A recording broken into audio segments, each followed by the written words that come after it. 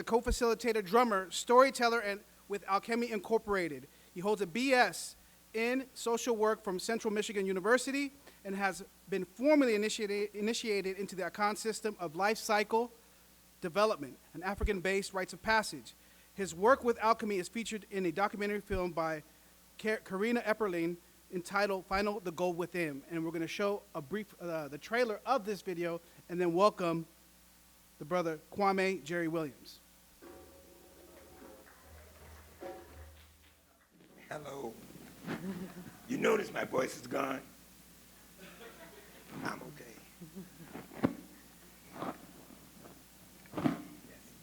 So Kwame is okay because he does have a big voice in this film that I made for 4 years. It was a long journey, so I got very close to Kwame Williams and Kwame Scruggs, both Kwames, the leaders. Now they have other leaders, Brother Shelton, who's not quite as much yet in the film. But it was an amazing journey to actually follow the young men that they had already nurtured. When I came into the picture, they had nurtured them to 4 to 7 years in after-school program, then made a special core group where they had workshops once a week and once a month and summer camps. So these were special men, and there was a special bonding and trust and a language that I could understand very well because I was familiar from my own background with alchemical principles, with Jung work, with metaphorical thinking, with mythology, and had used that as an artist, or always used that actually. So first I said, well, I'm not sure if I want to go into another big film, so let's start with something, let me see. And when I was there for my first trip to film, I was just blown away by the power of the work. The attention of listening in these young men, and you know, so here they are 17, 18 years old, or 16, some of them are younger and then of course they're starting with the really young ones. But I was with this core group that was already 15, 16, 17, and ready to go off to college. The amount of listening, the amount of deep thinking, deep sharing was just staggering to me. And on top of it, I thought it would make a really good documentary, a bigger film, if I was able to get close to a few of them. So I started with that and I call them protagonists. So you see here a few of them, but in the film actually we follow 6 of them through their difficulties, whether they're losing a sister in a car accident, whether they have their house robbed and broken in right in the first semester. The racial tauntings became a big theme throughout the film. And so we're starting, in the film, I started tracking down what these adversities are. And this is before all of this has exploded in the nation. Now, I knew about that. Anybody who paid attention knew that this has been decades that this has been going on. It's just exploded now. So we do feel that the film, therefore, is very important because the young men have everything stacked against their odds in this community, and to pay attention to that in the right way is very important. I wanted to make a film that's not sensationalistic, that doesn't show them downtrodden, but how they're really the heroes within their own stories. And Kwame Williams always says that. They're writing their own story.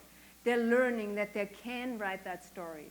And that will make a huge difference, how they feel themselves in the world, how they can believe and fulfill their dreams, how they are also then seen by society. So the 6 of them, the protagonists, were extremely forthcoming and honest and authentic. A big part of that is because of the work that was done, because of the mentoring. And even with that, it's difficult enough. But the huge difference this has made was clear. And I wanted to not just have that in words in the film, but really through the actions. So if you ever get to see a chance to see that film, we see then what it is like when kids have become mentored.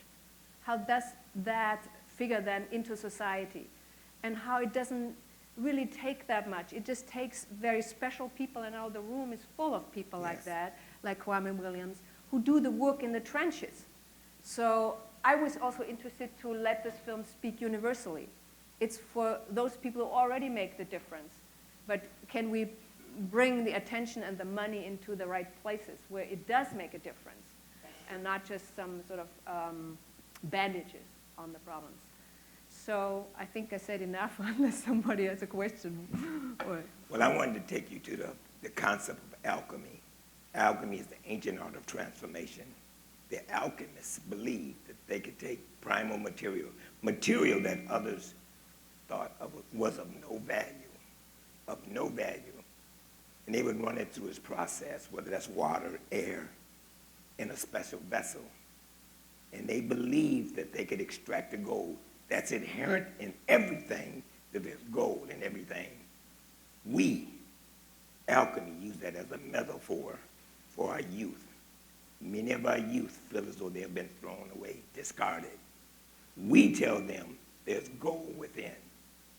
And if you come to our vessel, our circle, and if you go through our process, the drumming, the journaling, the expressions of what's going on inside, you will become gold. You will become the writers of your own story.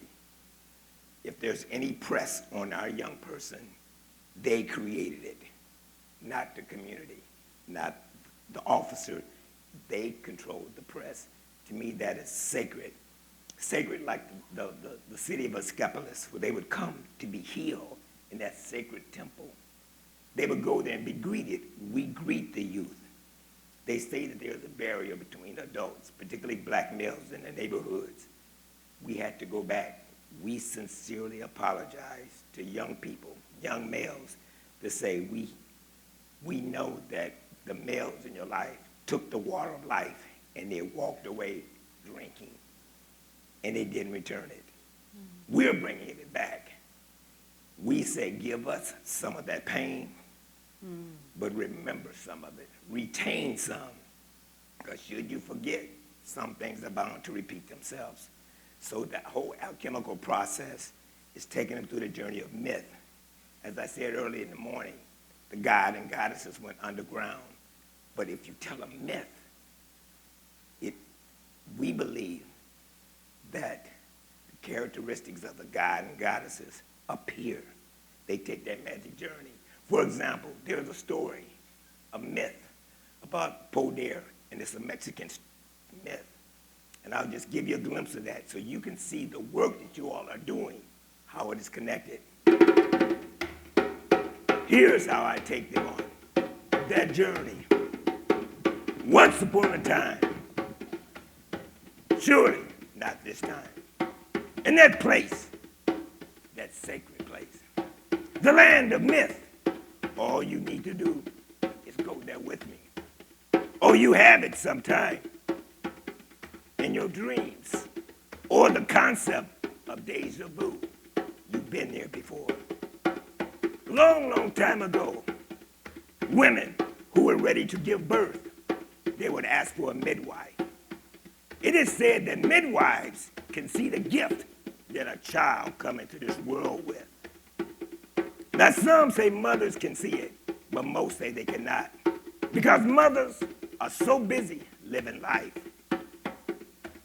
Now on this night, this mother gave birth, and this midwife saw this boy come into the world with a green cloak and a gourd full of water. And they named that boy after 8 days, Poder. They celebrated as part of their ritual. Now the midwife, she took that gift, the green cloak and that gourd, and she took it to the holy hills, and she gave it to the holy people. Now Poder, which means faith, hope, luck, good fortune, he grew like every young boy in the community grows. Now Poder, you know what? He had good days. And you know what? Poder had bad days. Now Poder, you know what? He had friends. And you know what? Poder had enemies. But he grew. And when he reached that age, that tweener, between no longer being a child, but not quite an adult, he asked that ultimate question, and we see it played out every day with our teens. Who am I? What do I have to offer the world? And what does the world have to offer me? Listen to that again. Who am I? What do I have to offer the world? And what does the world have to offer me? Now, he went around asking everyone. And you know what? He eventually ran into the midwife. And the midwife, who knew him from birth, said, I advise you to go to the holy hills and ask there that question. And Poder did exactly that. And one day, he talked to the right person, the holy man, or it could be holy woman. And they said, Poder, we've been waiting on you. We have your gift. And they went to that sacred place. And they said, now you are old enough with your inquiry that we can show you how to use your gift. Now they showed Poder his gift and they taught him how to use it. Because the holy people told him, every child born to this world brings a gift. And if we teach them how to use it, we become the benefactors of that gift. Now they showed Poder, and you know what? Poder realized he was a rainmaker. Because where he lived, it was dry and in need of rain. Now Poder mastered rainmaking. Plants grew. The community flourished. Everything was good. But just like in real life, there was another young man, same age as Poder. He didn't have a midwife.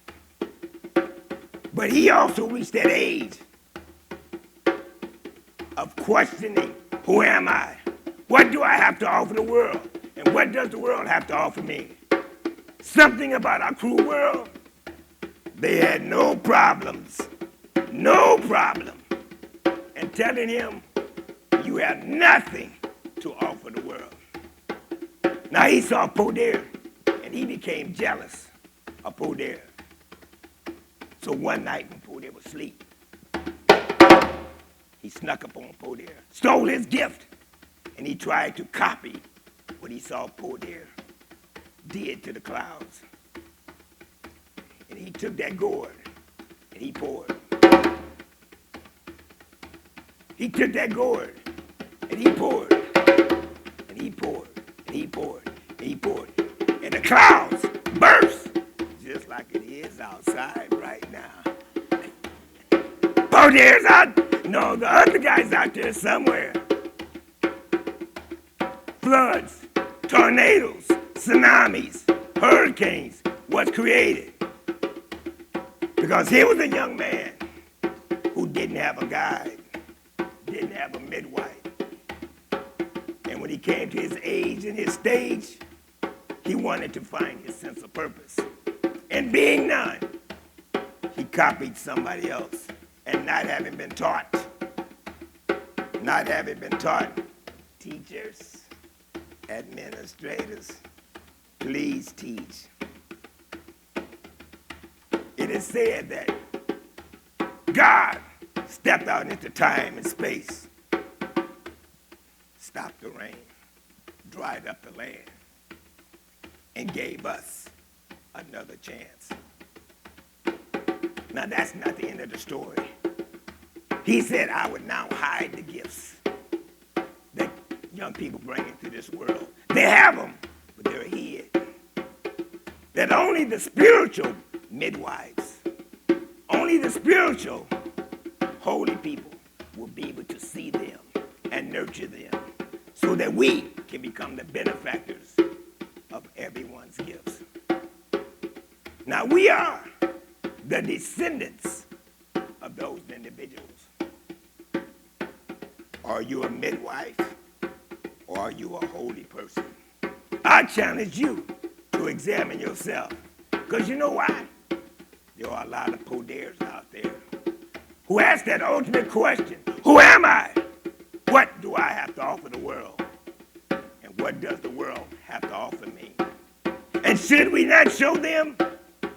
It'll be like the other young man who will ask the question and he will only be ridiculed. and we know the damage he or she will cause.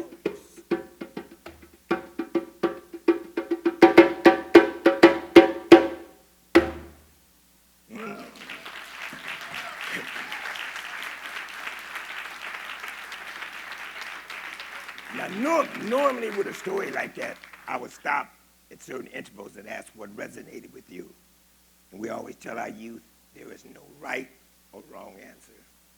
It is where you are in your life at this time. But I challenge you all to say what resonated and examine yourself. Because in reality, if you feel as though you gain pride and prestige by evaluating others, examine yourself and become one of those major contributors to the cause. For us to blame so many young people of their ills mean that we're really looking at it wrong. We are the adults, the guides who should assist them. This thing is generational. Remember, the golden age, it was perfect. What went wrong? Stop managing problems. Stop being firemen and firewomen, putting out fires. Go back and heal. Young people, wounded people will continue to wound others until they are healed. Until they are healed. And if you happen to be a wounded soul, go to the holy hills, because your gift is still there. Ashe.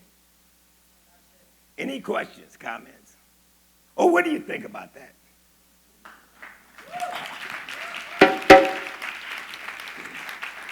Well, let me give you a personal thing of why I do that. Years with children's services, child abuse. First, as a young social worker, I was the one who used to go into the homes and take children out of homes in an abused environment. Boy, a piece of me left every time. You know what I mean? And I testified against the individuals and sent them to jail. You know, that was the law. And I kept saying, this thing is beyond them. So I had to work on that piece. I had to really work on it. And then I said, you know what? I need to try to assist them young. I had to try to break this generational thing. And that's where I'm at now. Leaving children's services, this has been the greatest rewarding experience for me ever to be able to create part of my own business and make things work for myself. The restraints sometimes that we run into with certain jobs, you know, it holds you down. You all are forward thinkers in this room. I'm hearing administrators and college this and college that. You all are on the cutting edge of becoming healers. And once we do that, the golden age will return. You all are the keepers of the key. Please make it happen. I say to you all, please make it happen. Woe to us, or any of us, should we make our transition, because I believe in well done, my good and faithful servant. If you do what you need to do to make a change, your reward is yet to come. When you return back to the ancestors, they would say, you completed your task. You fulfilled your earthly purpose, because every one of you in this room have a purpose. This is not accident that we are here together today.